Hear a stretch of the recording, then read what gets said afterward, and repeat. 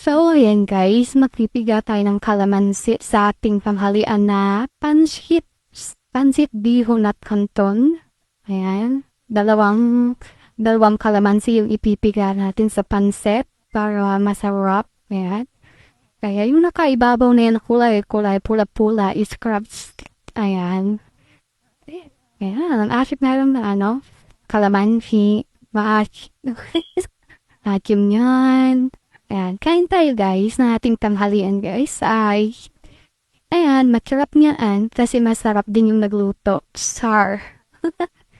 Asus, grabe yung pagkapika ng kalamansi. Ayan guys, kain na. Sarap ng kain niya. Kain guys. Unang araw ng Marso na guys. Ang bilis ng araw. Next month, madadagdagan na naman yung edad ko. Next month, magmadali. Ayan. Pabata na tayo ng pabata. Hindi na mapikil. Madadagdagan na naman yung edad natin. So, araw-araw tayong umaganda. Charis. And kain tayo.